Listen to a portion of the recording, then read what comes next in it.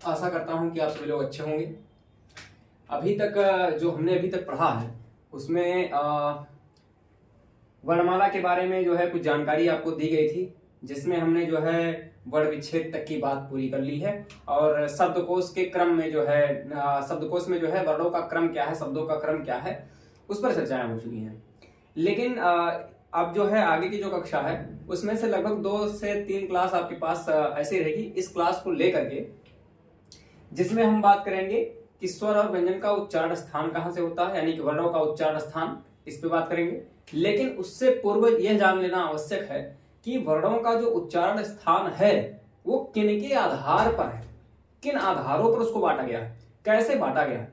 ठीक है, तो आज की जो कक्षा है मैंने कुछ जो है एक चार्ट के माध्यम से आपको चीजें समझानी थी। इसमें बहुत ज्यादा लिखता तो बहुत ज्यादा समय जो है लगता, और जब ये कक्षा का समय जो है पूरे 1 घंटे के आसपास का हो जाता है तो मुझे वीडियो अपलोड करने में बड़ी समस्या होती है। कारण ये है कि वीडियो जो है लगभग 15 GB 17 GB का हो जाता है, तो कठिनाई आ रही है। इसलिए मैं जो है कुछ चीजों को लिख करके जो है समय जो है बचाने का प्रयास करूंगा। आज की कक्षा, जैसा कि आपको एक शीर्षक दिख रहा होगा कि स्वरों एवं व्यंजनों के वर्गीकरण के आधार, कि उसका वर्गीकरण जो है, उसका क्लासिफिकेशन जो किया गया है उसका आधार क्या है, स्वर या व्यंजन के जो वर्गीकरण के आधार बनाए गए हैं वो कैसे हैं।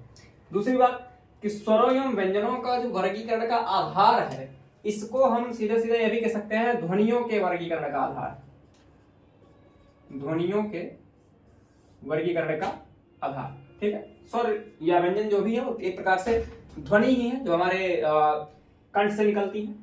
अब अगर इस पर बात करें ये कैसे हो सकता है, तो इसके 2 आधार मानिए। ठीक है, 2 आधार कौन कौन से हैं? एक पहला कि उच्चारण अवयव, जो उच्चारण अवयव है उसके आधार पर। दूसरा क्या होता है? प्रयत्न के आधार पर। ठीक है, अच्छा, इसको अगर समझना हो तो खाली ये जान लीजिए कि अगर मैं ये बात कह दूं कि उच्चारण जो है कहां से हो रहा है,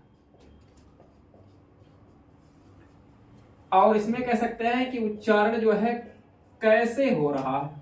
इस प्रश्न का उत्तर अगर आप खोजेंगे तो इसका मतलब हो जाएगा कि प्रयत्न आप पूछ रहे हैं, और दूसरा अगर आप कह दें कि कहां से उच्चारण हो रहा है तो सीधा सीधा आप कह सकते हैं कि उच्चारण अवयव के बारे में आपको जानकारी प्राप्त हो जाएगी। तो इसके 2 आधार हैं। स्वरों एवं व्यंजनों के वर्गीकरण के आधार पर अगर हम बात करेंगे तो 2 प्रकार के आधार हैं। एक उच्चारण अवयव, यानी कि कहां से उच्चारण हो रहा है, दूसरा ये कि कैसे उच्चारण किया जा रहा है, उसका प्रयत्न क्या है। ठीक है, 2 बात। आगे अगर बात करेंगे तो उच्चारण अवयव जो है 2 भागों में बांटा गया है, एक स्थान और एक करण के रूप में, एक स्थान और एक करण के रूप में। अब इसको भी समझ लेते हैं कि है क्या। अगर आप लिखना चाहें तो लिख सकते हैं कि स्थान का मतलब ये होता है कि जितने भी अचल अवयव, अचल अवयव, अचल का मतलब जो स्थिर रहते हो। जब आप कोई वर्ण किसी वर्ण का उच्चारण अगर आप कर रहे हैं, किसी अक्षर का उच्चारण कर रहे हैं, तो ये स्थिर रहते हैं। स्थिर का मतलब ये कि वो हिलते डुलते नहीं जाता। ठीक है, वो स्थिर बने रहते हैं, और ऐसे अवयवों को स्थान के रूप में जाना जाता है जो अचल अवयव के रूप में होते हैं। दूसरा जो प्रकार है इसका वो क्या होता है? करण, जिसको आप ये कह सकते हैं कि एक चल अवयव है, जिसको बोलने में जैसे जीभ, अगर आप जीभ को देखेंगे तो बोलेंगे, अगर कोई भी वर्ड बोलेंगे तो जीभ जो है हिलती डुलती रहती है। ठीक है, जीवा खाली इसको यहां अगर छोड़ दिया जाए तो बाकी जैसे कोमल तालु के बारे में या स्वर तंत्रियां या अधरोष्ट के बारे में बात की गई है, तो इनको जो है आप अचल अवयव में भी कुछ लोग, कुछ विद्वान रखते हैं। लेकिन यह है कि सामान्य रूप से अगर देखा जाएगा तो बोलने में इतना ज्यादा जो है ये हिलते डुलते नहीं है, इसलिए इनको जो है कर्ण में भी रखा जा सकता है। बाकी जैसे कोमल तालु, स्वर तंत्रियां या अधरोष्ट के बारे में हुए। अधरोष्ट का मतलब कि ऐसा ओष्ठ जो नीचे वाला ओष्ठ आपका, वो अधरोष्ट होता है। ठीक है, अब अगर बात करें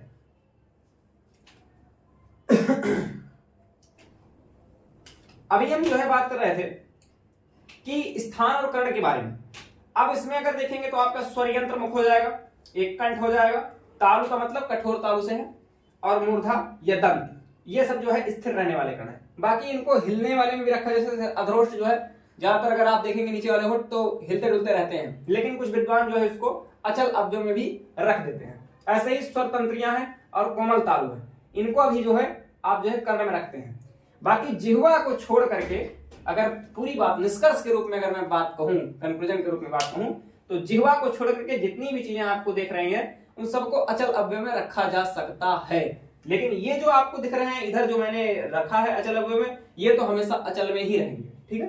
बाकी इन तीनों के संदर्भ में कुछ विद्वानों में मतभेद है, जिस पर आपको बहुत ज्यादा पढ़ना नहीं है, और ना परीक्षाओं में ऐसा कभी पूछा गया है कि नहीं कर्ण में जो चीजें आ रही हैं उसको ही आप बताइए। ऐसे कोई प्रश्न बहुत देखने को मिलते नहीं है, ठीक है। तो कोमल ताल, स्वर तंत्रियां या अधरोष्ठ, इसको आप जो है चल अव्यय में या अचल अव्यय दोनों में से किसी में रख सकते हैं, लेकिन ज्यादातर जो मान्यता रही है वो चल अव्यय में रखने की मान्यता रही है, जिसमें कोमल ताल, स्वर तंत्रियां और अधरोष्ठ है, जैसा कि यहाँ पर रखा गया है, ठीक। तो एक आदर्श उदाहरण के रूप में आप इसको एक चार्ट को आप बना सकते हैं, ठीक। तो ये हो गया स्वर एवं व्यंजन के वर्गीकरण के आधार के बारे में बात कर रहे थे हम। तो उच्चारण अवयव में और प्रयत्न के रूप में बांटा गया, जिसमें आप कह सकते हैं कि कहां से उच्चरित हो रहा है, दूसरा ये कि कैसे उच्चरित हो रहा है। जिसमें पहला भाग जो हमारा है उच्चारण अवयव, उसमें हमने पढ़ा कि स्थान, और दूसरा पढ़ा कर्ण। स्थान का मतलब कि अचल अवयव, अचल वाले तत्व जो है या अंग है, और कर्ण का मतलब जो चल अवयव है उसके बारे में, जिसमें जिह्वा, कोमल ताल, स्वर तंत्रियां, अधरोष्ठ आते हैं, और इधर स्वर यंत्रमुख, कंठ, तालु, मूर्धा या दंत आते हैं, ठीक। अब बात करते हैं प्रयत्न के बारे में। प्रयत्न का क्या है कि कैसे उच्चरित हो रहा है। ये स्वर एवं व्यंजन के जो वर्गीकरण किए गए हैं उच्चारण के रूप में, उसका आधार जो है वो प्रयत्न है। और कैसे होता है, एक में आपका होता है आभ्यंतर प्रयत्न और दूसरा होता है बाह्य प्रयत्न, ठीक है।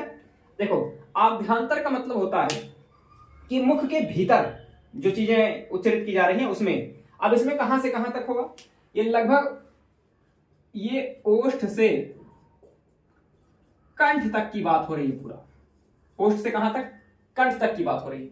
आपके ओठ से लेकर के आपके कंठ तक जितना भी उच्चारण हो रहा है वो आभ्यंतर प्रयत्न के अंतर्गत आता है, जिसमें मुख्य रूप से आपका स्पर्श, ईषत्, स्पृष्ट, समृद्ध और विवृत, ये 4 प्रकार की चीजें मिलती हैं, ठीक है। और बाह्य वाले में, बाह्य का मतलब क्या हो जाता है, कंठ के भीतर, या कह सकते हैं सीधे सीधे कंठ के भीतर की बात है, या जो आपके स्वर तंत्रियां हैं जहां से एकदम बिल्कुल मूल है, जहां से उच्चारण हो रहा है वहां की बात होती है, तो बाह्य प्रयत्न के अंतर्गत आता है, ठीक है। जबकि अगर आप देखेंगे वैसे कह सकते हैं कि अगर आप अपने कंठ को अगर देखें तो सबसे वास्तव में अंदर है, यहाँ सबसे नीचे है आपके कंठ के रूप में, लेकिन वो नीचे भले है लेकिन फिर भी उसके लिए नामकरण किया गया है बाह्य प्रयत्न, ठीक है। जबकि आभ्यंतर प्रयत्न जो है वो क्या होता है, वो अपेक्षाकृत कंठ के ऊपर है, बाहर है, लेकिन उसके बाद भी आभ्यंतर का मतलब अंदर से लिया गया है। इसमें ओष्ठ से कंठ तक की बात की गई है, जिसमें स्पर्श आता है, ईषत्, स्पृष्ट आता है, समृद्ध आता है और विवृत आता है, ठीक है। अभी इस पर चर्चा कर लेते हैं कि क्या क्या चीजें होती हैं। बाह्य में एक बार हम अगर देखेंगे तो बाह्य में अल्पप्राण, महाप्राण, संवार, विवार, घोष, या घोष का ही दूसरा नाम सघोष होता है, चाहे घोष कहिए या सघोष कहिए, बात एक ही है। उसके बाद अघोष, फिर श्वास, उसके बाद नाद, ये चीजें आपको मिलती हैं बाह्य प्रयत्न के रूप में। इसके अतिरिक्त बाह्य प्रयत्न में अगर बात करूं तो 3 चीजें और जुड़ जाती हैं, जिसमें आप कहते हैं उदात्त, अनुदात्त और स्वरित। लेकिन ये तीनों चीजें हिंदी में नहीं है, ठीक है। ये तीनों चीजें, इसका जो है प्रयत्न जो है, प्रयत्न के आधार पर हिंदी में किसी वर्ण का जो है उदात्त, अनुदात्त या स्वरित के रूप में नहीं वर्गीकरण किया गया है, वह संस्कृत में रहा है, ठीक है। तो इसलिए मैंने उसको लिखा भी, क्योंकि हिंदी में जो चीजें चल रही हैं उससे संबंधित बातचीत करेंगे। अब इस पे अगर बात चर्चा कर लें अगर नाम के रूप में, तो स्वर यंत्रमुख, ये तो सीधा सीधा अंग का नाम है, कंठ हो गया, तालु हो गया, मूर्धा या दंत हो गया। ये जब आपको सीधा सीधा वर्णों को पढ़ाऊंगा तो एक बार प्रयास भी कराऊंगा कि मैं प्रयास करूंगा कि चीजों को आपको समझ में है कि ये चीजें हैं कहाँ और कहाँ पर स्थित है। उसके बाद जिह्वा तो आप जानते हैं, कोमल ताल, स्वर तंत्रियां, अधरोष्ठ, इस पर बातचीत हो जाएगी बाद में। लेकिन अब बात करते हैं प्रयत्न के बारे में। तो स्पर्श का मतलब होता है जिसमें जीभ जो है स्पर्श करती हो, ठीक है, मुख के किसी भाग को, जो ओठ से लेकर के कंठ तक की बात हो रही है, आभ्यंतर प्रयत्न की बात हो रही है। इसमें जो है जीभ मुख्य रूप से सबसे ज्यादा जिह्वा जो है वह प्रमुख कार्य करेगी। अब इस जीभ ने क्या किया, स्पर्श किया मुख के किसी भाग को, उसके आधार पर जो है स्पर्श बने, ठीक है। ईषत्, स्पृष्ट का मतलब होता है जिसमें जीभ ना तो पूरी तरीके से उसको स्पर्श करती हो और ना ही उस स्पर्श से करने से बच पाए, ठीक है, पूरी तरीके से स्पर्श भी ना कर पाए और स्पर्श करने से बच भी ना पाए, वो बीच की स्थिति, मतलब कि थोड़ा थोड़ा स्पर्श करती हो, ये बात आप कह सकते हैं। तो स्पर्श का मतलब पूरी तरीके से स्पर्श करती हो किसी भाग को। ईषत्, स्पृष्ट का मतलब कि हल्का सा स्पर्श करती हो, पूरी तरीके से ना कर पा रही हो। तो स्पर्श के बारे में बात हो रही थी। जैसे स्पर्श का मतलब कि इसमें जीवा स्पर्श करती हो, और ईषद स्पृष्ट का मतलब क्या होता है, जिसमें जीवा ना तो पूरी तरीके से स्पर्श करती हो किसी भाग को और ना ही उससे बच पाए। अब बात करते हैं समृद्ध की। समृद्ध का मतलब होता है बंद, ठीक है, जिसमें स्वर यंत्रियां जो है आपकी क्या है, एकदम पूरी तरीके से बंद होने की स्थिति में हो। अब वृत्त का मतलब होता है कि खुली हुई स्थिति, ठीक है, खुला हुआ, ठीक है। इस पर बात आगे हम करेंगे। समृद्ध का मतलब कि बंद होता है, सीधा सीधा मतलब जान लीजिए कि जिसमें बंद होने का भाव हो, और वृत्त का मतलब क्या होता है, जिसमें खुले होने का भाव हो, ठीक है। अब उसमें समृद्ध में जैसा अगर कोई वर्ड आप बोलेंगे समृद्ध में, तो उसमें आपका मुंह जो है लगभग क्या है, बंद हो जाएगा। और विवृत अगर आप बोलते हैं तो उसका मतलब हो जाएगा कि खुला हुआ, ठीक, विवृत। अब बात करते हैं अल्प प्राण। अल्प का मतलब होता है कम, प्राण का मतलब होता है वायु, हवा से संबंधित, ठीक है। जिसमें अल्प प्राण यानी कि बोलते समय, प्रयत्न करते समय जब आप बोल रहे हैं तो उसमें जो है वायु कम मात्रा में मुख से निकलती हो। महाप्राण का मतलब जिसमें वायु अधिक निकलती हो। ऐसे ही संवार, उसके बाद विवार, यह भी जो है स्वर तंत्रियों के आधार पर निर्धारित हैं। इस पर हम चर्चा करेंगे आगे चल करके, जब वर्णों का हम पढ़ेंगे कि उनका उच्चारण स्थान क्या है तब। वैसे ही घोष और सघोष, यह भी जो है स्वर यंत्रियों से, जिसमें घर्षण के रूप में बातचीत होती है कि घर्षण कितना हो रहा है, कैसे हो रहा है, इस पर बात करेंगे। उसके बाद श्वास और नाद के रूप में बात हो रही है, ठीक है। बिना अवरोध के अगर कोई बात होगी तो श्वास के रूप में चली जाती है, और नाद अगर है तो अवरोध सहित होती है, यानी कि अवरोध अगर होता है तो नाद के रूप में आ जाता है, बिना अवरोध के हो जाएगा तो श्वास के रूप में आ जाता है। लेकिन वो जब हम आगे पढ़ेंगे तब चर्चा करेंगे। आज जो हम अभी पढ़ रहे हैं उसमें ये मुख्य बात रही है कि जो स्वर या व्यंजन का वर्गीकरण है उसका आधार क्या है, ठीक है, उस आधार पर बात कर रहे हैं, उसका बेस क्या है, कहां से वो निकला हुआ है, ठीक है। ध्वनियों का वर्गीकरण का जो आधार है वो क्या है, तो आज हमने जाना कि उसके आधार दो रूप में है, एक उच्चारण अवयव के रूप में और एक प्रयत्न के रूप में। उच्चारण अवयव का मतलब कि कहां से उच्चारण हो रहा है, दूसरा कि प्रयत्न के रूप में कैसे हो रहा है, जिसमें कुछ शब्दों को मैंने यहाँ पर लिख रखा है पहले से, जिसके आधार पर चर्चा भी थोड़ी बहुत हो चुकी है। अब हम सबसे पहले पढ़ेंगे स्वरों का जो है उच्चारण स्थान, या स्वरों का जो वर्गीकरण किया गया है वो कैसे किया गया, ठीक है, उनके क्या क्या चीजें रही हैं। तो स्वरों पे चर्चा होगी पूरी तरीके से, और उसके बाद व्यंजन वर्णों पर भी होगी, यानी कि स्वर एवं व्यंजन का उच्चारण स्थान क्या होता है, यह जो है आज पूरी कक्षा में बातचीत होगी, ठीक है। अभी तक हमने जो है ये पढ़ा कि स्वरों और व्यंजनों के वर्गीकरण का आधार क्या है, ठीक है। हमने देखा कि वो आधार क्या क्या हो सकते हैं, उस पर दो भाग मुख्य रूप से हैं, और उनके अंतर्गत भी दोनों भागों के अंदर भी दो दो भाग है, यानी कि कुल 4 जो है प्रकार हो सकते हैं, 4 आधार हो सकते हैं जिसमें आप बांट सकते हैं, ठीक है। अब हम बात करते हैं कि स्वरों के भेद। समय जो है समय बचाने के लिए, क्योंकि वीडियो बहुत ज्यादा लंबा ना हो, इतना सब कुछ लिखने में या सब कुछ लिख करके बताने में बहुत समय लग जाता, और उस वीडियो को अपलोड करने में बड़ी कठिनाई होती है। इसलिए जो है मैं पहले से बना बनाया एक चार्ट रख लेता हूं, बना लेता हूं पहले, उसके बाद जो है कैमरे को ऑन करता हूं। तो आप जो है बात कर रहा हूं कि स्वरों के भेद के बारे में, कि स्वरों के भेद कैसे क्या हो सकते हैं, इस पर चर्चा करते हैं, ठीक है। सामान्य रूप से लोग जो है कि उच्चारण स्थान के रूप में ही बातचीत कर पाते हैं, लेकिन आज हम जो है स्वरों के भेद पे, जितने भी भेद हो सकते हैं, किस प्रकार से उनको हम रख पाएंगे, उन सारी चीजों पर चर्चा होगी, ठीक है। अब बात करते हैं स्वरों के बारे में। जैसा कि अच्छा, स्वर के बारे में आपको भी चर्चा हो चुकी है कि स्वर आपको पता ही है कि 11 स्वर है, और वो पहली क्लास में ही ये सब सारी चीजें बातचीत हो चुकी है। स्वरों के भेद के बारे में अगर बात करें, उम्मीद करता हूं कि आपको स्पष्ट दिख रहा होगा, सारी चीजें स्पष्ट दिख रही होंगी। जैसे अब स्वरों के भेद के बारे में अगर बात करें तो पहला कि उत्पत्ति के आधार पर, उत्पत्ति का सीधा अर्थ यह है कि उसका उद्भव कहां से हुआ, जन्म कहां से हुआ, कहां से आया हुआ है, ठीक है। उत्पत्ति के आधार पर, इसको कुछ लोग प्रकृति के आधार पर भी मान लेते हैं, लेकिन ये जान लीजिए कि उत्पत्ति के आधार पर या प्रकृति के आधार पर, दोनों बातें आप कह सकते हैं। उसके बाद बात करेंगे कि जाति के आधार पर, कि उसकी जाति जो है कैसी है, सजातीय है या विजातीय है, उस पर चर्चा करेंगे। मात्रा या उच्चारण में लगने वाले समय के आधार पर, मात्रा या उच्चारण में लगने वाले समय के आधार पर, कितना समय लग रहा है किसी स्वर को बोलने में, ठीक है। उसके बाद मुख की स्थिति के आधार पर, ठीक है, मुख की स्थिति क्या होती है, अगर उच्चारण कर रहे हैं तो मुख की स्थिति कैसी है, उस पर चर्चा करेंगे। उसके बाद ओष्ठों की स्थिति के आधार पर, कि ओठ की स्थिति क्या है, जो आप बोल रहे हैं किसी स्वर का उच्चारण कर रहे हैं तो उसमें ओठ कैसे हो रहे हैं, जो है वर्तुल हो जा रहे हैं, एकदम गोलाकार हो जा रहे हैं, या प्रसिद्ध हो जा रहे हैं, कैसे हो जा रहे हैं, ठीक है, इस पर बात करेंगे। उसके बाद है जिह्वा के उत्थापित भाग के आधार पर। अब जिह्वा का उत्थापित भाग क्या है भाई, कि वो जिह्वा के किस उत्थापित भाग, जो आपका सबसे ऊपर वाला अग्र भाग है, उसमें वो किस रूप में टच कर रहा है, बीच भाग को छू रहा है, आगे वाले को छू रहा है, मध्य को छू रहा है या पीछे को छू रहा है, इस पर भी चर्चा करेंगे। उच्चारण स्थान के आधार पर, ठीक है, यहां लिखा है उच्चारण स्थान के आधार पर, उच्चारण स्थान के आधार पर। हो सकता है कि यहाँ थोड़ा सा कैमरा, क्योंकि हर बार यहाँ दिक्कत होती है, थोड़ी सी कैमरे का जो फोकस है वो गड़बड़ हो जाता है इस किनारे पर, लेकिन उससे दिक्कत नहीं है। उम्मीद करता हूं कि नीचे की चीजें दिख रही होंगी। यहाँ जो बात लिखी है मैं इस बार बोल ले रहा हूं, अगर आप लिखना चाहें तो उच्चारण स्थान के आधार पर, ठीक है, ये अंतिम वाला है।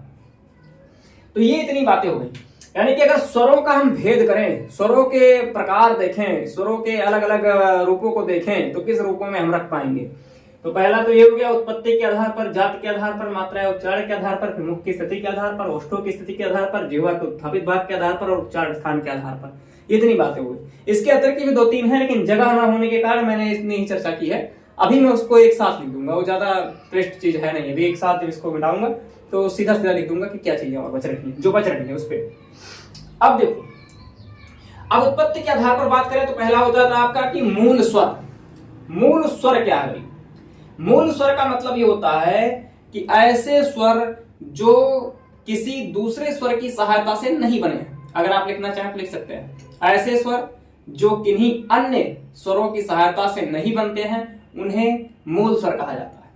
अब संधि स्वर क्या है? ऐसे स्वर जो मूल स्वर की सहायता से बनते हैं उन्हें संधि स्वर कहा जाता है। ये बात हो गई, ठीक है। अब संधि स्वर में दीर्घ संधि स्वर, ऐसे जिनमें दीर्घ संधियां होती हैं। और संयुक्त संधि क्या है? जिसमें दो विजातीय स्वर एक साथ मिल जाते हैं, जैसे आ ई मिलकर के ए हो जाते हैं, ठीक है। और छोटा आ मिलकर के बड़ा आ होगा, दीर्घ आ हो जाता है, तो इसको आप दीर्घ संधि कहेंगे।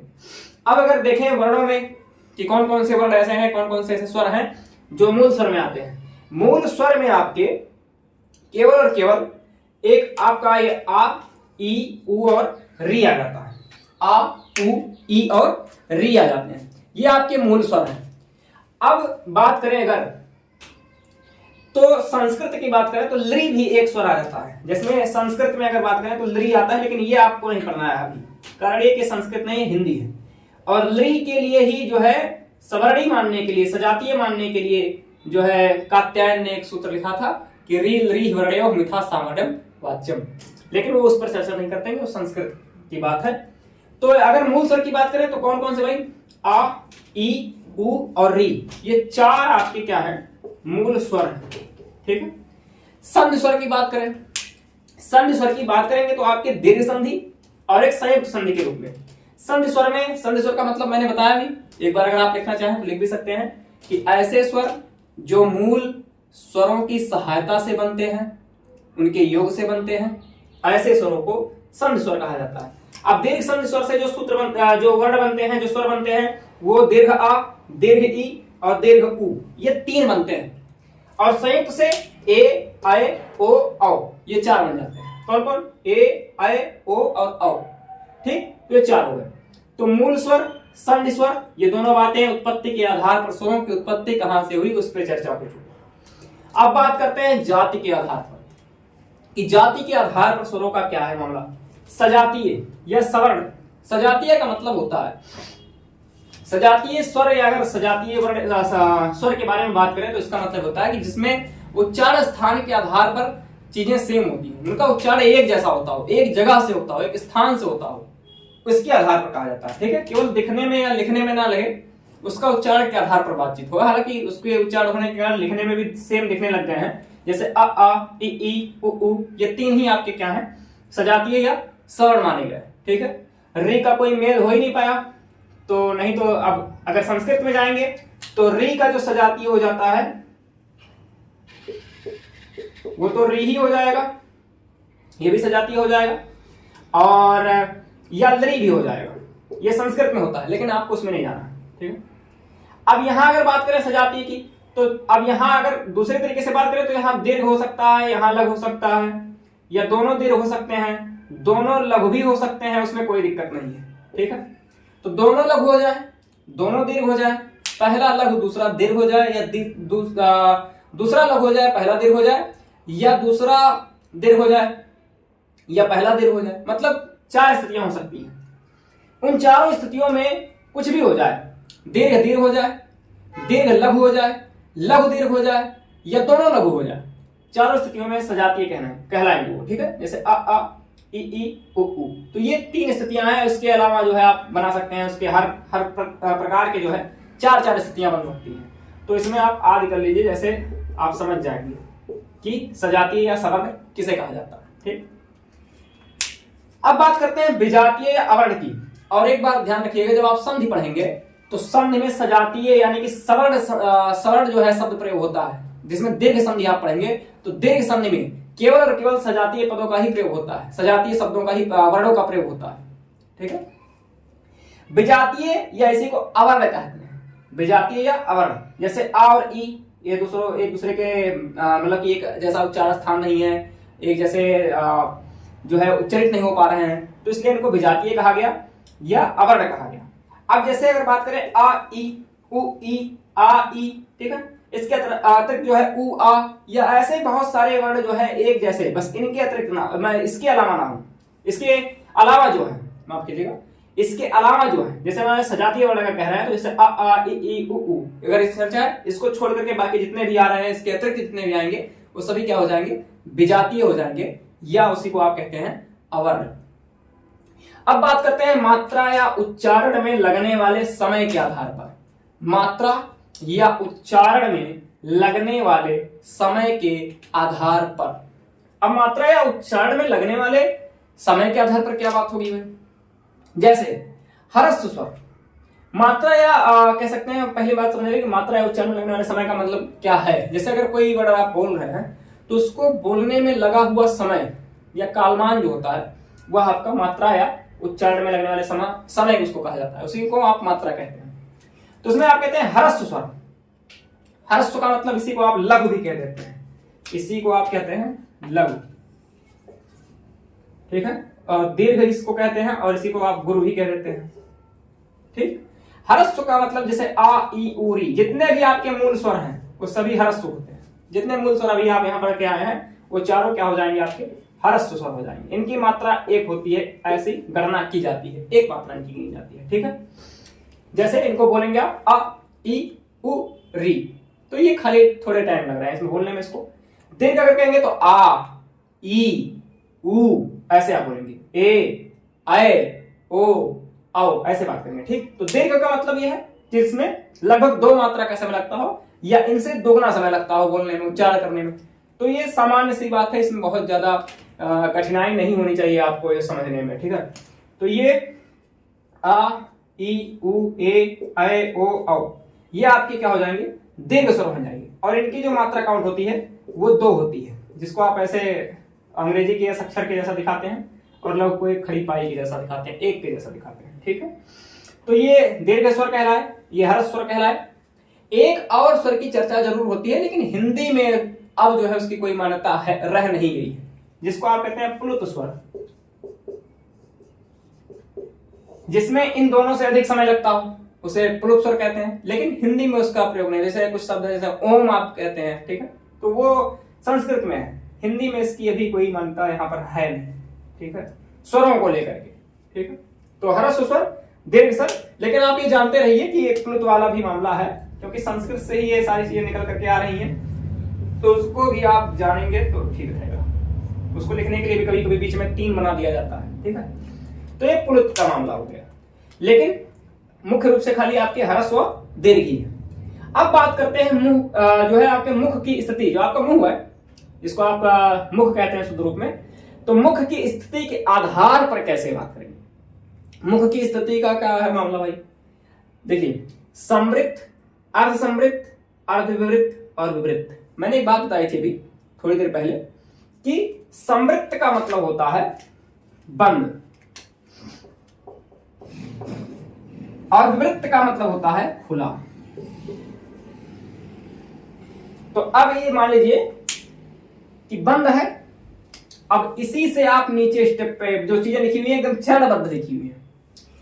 अब ये जैसे आप बोलेंगे उ ऊ ई ई तो लगभग लगभग मुंह की स्थिति ऐसी बनती है कि वो बंद होता है। अब अर्ध समृत यानी कि जितना ये बंद था उससे थोड़ा सा तो खुल जाएगा, थोड़ा सा खुलेगा, ठीक है, एक चरण थोड़ा सा और बढ़ जाएगा, थोड़ा सा खुल जाएगा। जैसे अगर आप कहेंगे ओ ए, अर्ध विवृत्त में जाएंगे तो थोड़ी सी स्थिति इससे भी बेहतर हो जाएगी मुंह खुलने की स्थिति, जैसे आप कहेंगे आ आओ आए। और जब आप विपरीत कहेंगे, जैसे कहेंगे आ, तो पूरी तरीके से आपका मुंह खुल जाएगा, ठीक है, तो ये हो जाएगा आपका विपरीत। तो ये मुख की स्थिति के आधार पर हो गया। समृत में उ ई ओ ए जो है आपका आ जाएगा अर्ध समृत। उसके बाद अर्ध विवृत्त में आ जाएगा आ औ ऐ, और विवृत्त का मतलब हो जाएगा दीर्घ आ। इसको आप इस क्रम में भी रख सकते हैं, इस क्रम में भी रख सकते हैं, ऊपर से नीचे, नीचे से ऊपर भी रख सकते हैं। जैसे अगर आप कहें कि विवृत्त का मतलब होता है खुला हुआ, मुंह सबसे ज्यादा खुला रहेगा आ, अब थोड़ा सा बंद होगा अर्ध विवृत्त में आ ओ ऐ। अर्ध समृत में आएंगे तो थोड़ा सा और बंद हो जाएगा ओ ए, और उसके बाद समृत में आ जाएंगे तो उ ई लगभग बंद हो जाएगा, ठीक है। तो ये स्थिति हो जाएगी आपकी मुख की स्थिति के आधार पर। तो स्वरों के भेद में अगला जो भेद है आपका वो है ओष्ठों की स्थिति के आधार पर। आपके होठ जो है वो कैसे स्थिति हो रही है उनकी बोलने के आधार पर, उस पर चर्चा करेंगे, ठीक है। वृत्तामुखी या इसी को वर्तुल कहते हैं, वर्तुल या वृत्तामुखी। वृत्ता मतलब कि जो वृत्त के आमुख जैसा, वृत्त के जैसा हो जाए, वृत्त के घेरे जैसा हो जाए, वृत्त होता गोला होता ना, उसके जैसा हो जाए। जैसे अगर आप बोलेंगे उ ओ आओ, तो लगभग ओठ की स्थिति ऐसी होती है कि वो वृत्त के समान हो जाता है, इसीलिए इसका नाम रखा गया वर्तुल या वृत्तामुखी। वर्तुल भी कुछ लोग कहते हैं या वृत्तामुखी भी कहेंगे, दोनों चीजें एक ही है, ठीक है। उसके बाद आ जाते हैं अर्धवर्तुल या अर्धवृत्तामुखी। तो जैसे ही बात आगे बस केवल अर्ध जोड़ दिया गया है और इसमें कोई स्थिति में बदलाव है नहीं। अर्ध का मतलब यह है कि वृत्त तो बन रहा है लेकिन पूरी तरीके से नहीं बन पा रहा, उ ऐसा जैसा बन रहा था वैसा नहीं बन रहा, आ ऐसा बन रहा है, अर्धवृत्त के जैसा मामला है, पूरी तरीके से गोल नहीं हो पा रहा। अवृत्तामुखी या प्रसृत, इसमें वृत्त जो है पूरी तरीके से प्रसृत हो गया, फैल चुका है, वृत्त रह ही नहीं गया लगभग। जैसे ई ए, तो ये वृत्त की स्थिति रह नहीं। तो ये हो गया आपका ओष्ठ की स्थिति के आधार पर। उसके बाद बात करेंगे जिह्वा के उत्थापित भाग के आधार पर, जिह्वा का जो उत्थापित भाग है उसके आधार पर। तो ये उत्थापित भाग, जैसे मान लीजिए कहते हैं कि अग्र स्वर, मध्य स्वर या पश्च स्वर।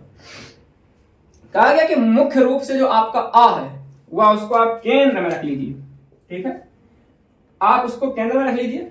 बाकी मध्य में वो है ई ए, ये आपके चार जो है अग्र हो जाएंगे, और उसके बाद में उ ओ औ, ये आपके क्या हो जाएंगे, पश्च स्वर हो जाएंगे, ठीक है।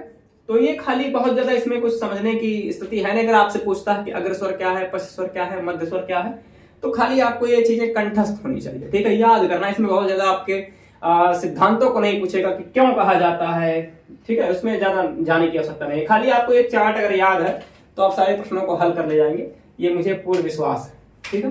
अब बात करते हैं अंततः जो सबसे ज्यादा पूछा जाने वाले प्रश्नों में से आता है, सबसे अधिक प्रश्न वहीं से आते हैं, उच्चारण स्थान के आधार पर। उच्चारण स्थान के आधार पर अगर बात करेंगे तो कंठ, जिनका उच्चारण कंठ से होता है, जिनको बोलने में कंठ जो है सबसे ज्यादा प्रभावित होता है, तो उसमें दो स्वर आते हैं आपके आ, यानी कि लघु और दीर्घ दोनों आ जाते हैं। तालव्य में आ जाते हैं ई, तालु वाला, फिर क्रम से लिखा हुआ है आ ई उ री ए ओ औ। खाली सीधे आपको रख लेना है, विशेष कुछ उसमें समझने के। कंठ तालु ओष्ठ मूर्धा, उसके बाद कंठ तालु, उसके बाद कंठोष्ठम। ये कंठ तालु और कंठोष्ठम इसलिए हो गया क्योंकि संयुक्त संधि के आधार पे ये जो है स्वर बने हुए हैं। तो आप जैसे ए की बात करेंगे तो आ और ई से मिलकर के बना हुआ, तो आ का उच्चारण कंठ से हो रहा है और ई का उच्चारण तालु से हो रहा है, तो इसलिए ए का उच्चारण किससे होगा, कंठ तालु से होगा, कंठ से भी होगा और तालु से भी होगा, दोनों चीजों से। तो इसमें बहुत ज्यादा कुछ ऐसी चीजें नहीं है जो आप ना समझ पाए, बस केवल आप कंठस्थ हो जाए चीजें, बस उतना पर्याप्त है। तो कंठ जो ध्वनियां हैं वो आ, तालव्य है ई, ओष्ठ है उ, मूर्धा या मूर्धन्य जो है वो री है। उसके बाद कंठ तालु ए और कंठोष्ठम ओ और औ। अब देखिए कंठोष्ठ यानी कि कंठ और ओष्ठ दो चीजें आई, कंठ से भी और ओष्ठ से भी। अब कंठ और ओष्ठ दोनों चीजें अगर आ रही हैं तो आप सीधे जानिए ओ या औ की बात हो रही है। ओ या औ किससे बना हुआ है, आ से मिलकर के बना हुआ है, और उ से आ उ मिलता है तो ओ बनता है। आ का उच्चारण स्थान कंठ है और ओ का उच्चारण स्थान ओष्ठ है, इसलिए जो ओ या औ है उसका उच्चारण स्थान क्या हो जाएगा, कंठोष्ठ हो जाएगा, कंठ से भी और ओष्ठ से भी। तो ये जो है पूरी चर्चा हो गई स्वरों के भेद के बारे में। ये है आपके स्वरों के भेद के रूप में कि ये कैसे चीजें आपको ध्यान रखनी है। ये चार्ट बनाने के लिए आपको थोड़ा सा ध्यान रखना होगा। मुझे लगता है कि ये चार्ट एक बार आप पूरी तरीके से देख लें, और थोड़ा सा मैं स्क्रीन से किनारे भी हो गया हूं, जिससे अगर आपको कॉपी में लिखना भी हो तो आप ऐसे एकदम बिल्कुल ठीक ठीक जैसे लिखा हुआ ऐसे लिख लीजिए, आपको समझ में चीजें आ जाएंगी। अब चर्चा करते हैं कि अब जो स्वर बचे हुए, जो कुछ भेद और बचे हुए, जैसे अगर आप कहें कि घोषत्व के आधार पर, ठीक है, एक और प्रकार बना सकते हैं स्वरों के भेद में कि घोषत्व के आधार पर कि सघोष है कि अघोष है, कैसा है, तो उस पर मैं चर्चा कर लेता हूं कि स्वरों की स्थिति क्या हो सकती है। उसमें मैं इसे मिटा देता हूं, एक बार मैं स्क्रीन से हट जाता हूं जिससे आपको लिखने में थोड़ी सी समस्या ना हो। देखिए अभी तक जो है हमने स्वरों के भेद के बारे में पढ़ा, जिसमें यहां तक चर्चा कर ली गई है कि उच्चारण के स्थान पर जो है किस प्रकार से स्वरों का उच्चारण किस भाग में किया गया, कौन से कंठ ध्वनियां हैं, कौन से तालव्य हैं, कौन से जो है आपके मूर्धन्य है, या कंठोष्ठ कौन है, या आपके जो है ताल और कंठ कौन है, कंठ ताल कौन है। ठीक है, अब बात करते हैं स्वरों के अगर बांटने का, तो उनको अगर देखें तो जितने भी स्वर हैं उसमें कोई भी स्वर जो है वह स्वर महाप्राण नहीं है, यानी कि सभी स्वर क्या है, अल्प प्राण है। ठीक, सभी स्वर क्या है, सघोष है, और सभी स्वर क्या है, निरनुनासिक। ठीक, तो इसमें बहुत ज्यादा कठिन काम था नहीं, सीधा सीधा जान लीजिए कि जो जितने भी स्वर हैं आपके 11 स्वर आपके जो हैं जो चल रहे हैं चीजें, 11 के 11 स्वर, वो सभी अल्प प्राण हैं, वो सभी सघोष हैं और सभी निरनुनासिक हैं। ठीक है, अगर सघोष की बात करें तो इसका मतलब होता है कि जब घर्षण के साथ उनका उच्चारण हो, जब आप बोलेंगे उनका उच्चारण करेंगे तो स्वर तंत्रियों में घर्षण पैदा होगा, वो सघोष होता है। अल्प प्राण का मतलब जब उनका उच्चारण करेंगे तो मुख से वायु बहुत ही कम मात्रा में निकलती है। ठीक है, और निरनुनासिक का मतलब होता है जो अनुनासिक ना हो। अनुनासिक का मतलब क्या होता है, जैसे जिसका उच्चारण करते समय ध्वनि जो है पीछे, जब आप बोलें जैसे बोल रहे हैं ना, तो बोलने के पश्चात आपकी नासिका से भी ध्वनि निकलती हो, उसे अनुनासिक, अनु का मतलब पीछे, नासिका मतलब नाक से, जिसके बोलने में पीछे ध्वनि जो है नाक से भी निकलती हो, वो अनुनासिक कहलाता है। लेकिन निरनुनासिक में जैसे आ ई उ री ए ऐ ओ औ, तो इसमें कहीं भी आपका जो है अनुनासिक वर्ण नहीं है। तो सारे जो स्वर हैं वो सब निरनुनासिक होते हैं, सभी जो है सघोष होते हैं। अगर बोलेंगे तो जो है स्वर तंत्रियों में घर्षण पैदा होगा, और सभी जो है स्वर क्या है, अल्प प्राण है। सघोष का मामला यहाँ पर घोष से भी है, अगर आप इसी को घोष कह देंगे तभी बात वही है। ठीक है, अब एक बात और जैसे अभी चर्चा की गई, जिसमें मैंने अभी बताया आपको कि संयुक्त स्वर के बारे में बताया। मूल स्वर आप पढ़ रहे थे तो मूल स्वर के बाद आपका आ गया था कि संधि स्वर जो है, संधि स्वर में आपने बताया दीर्घ वाला और एक आपका था जो है संयुक्त के रूप में चीजें चलती थी। लेकिन जो कुछ आजकल के भाषा वैज्ञानिक हैं वो जो है उन स्वरों को नहीं मानते हैं। जैसे अगर आप कह रहे हैं कि ओ को, अव को, तो इसको नहीं मानते हैं, वो मूल रूप से खाली स्वरों को ही गिनती करते हैं। तो अलग विषय है, उस पर चर्चा नहीं करते हैं, क्योंकि हम जो है भाषा विज्ञान नहीं पढ़ रहे हैं, हम केवल व्याकरण पढ़ रहे हैं। ठीक है, भाषा विज्ञान अलग क्षेत्र है, और भाषा विज्ञान जो पढ़ने वाले लोग हैं वो उस पर रिसर्च करते हैं। वो केवल भाषा विज्ञान वाले खाली हिंदी पर चर्चा नहीं, तो लगभग सारी भाषाओं के बारे में चर्चाएं करते हैं, या हिंदी पर भी चर्चा होगी तो व्याकरण से इतर होती है। ठीक है, वो अलग उसके क्लासें अलग चलती हैं और उसके विद्यार्थी भी अलग होते हैं। हम लोग साहित्य के विद्यार्थी हैं या उसमें व्याकरण का पोर्शन पढ़ते हैं, बाकी जो वो भाषा वाले पढ़ने वाले लोग हैं वो अलग क्षेत्र में जाते हैं। ठीक है, तो उस पर चर्चा नहीं करेंगे। और एक बात आपको बता दूं, जैसे भी आपने एक और पढ़ा होगा, आपने पढ़ा कि अर्धवर्तुल, अर्धवर्तुल में जो है, तो इसमें ध्यान रखिएगा जो अर्धवर्तुल का पार्ट है उसको जो है जो भोलानाथ तिवारी की हैं उसको नहीं मानते हैं। तो आप कहीं ये नोट के रूप में लिखना चाहें तो लिख सकते हैं कि अर्धवर्तुल, अर्धवर्तुल को भोलानाथ तिवारी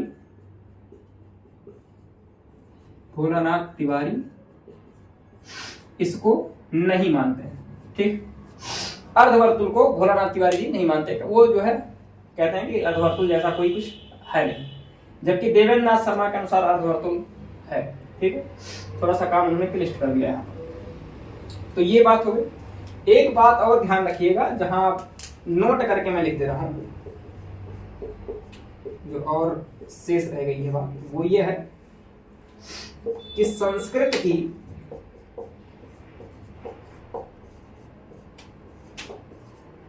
कंठ ध्वनियां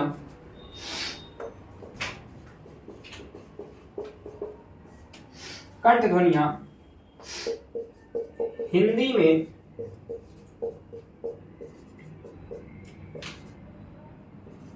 कोमल, तालव्य हो गई हैं। ठीक है, ये ध्यान रखिएगा।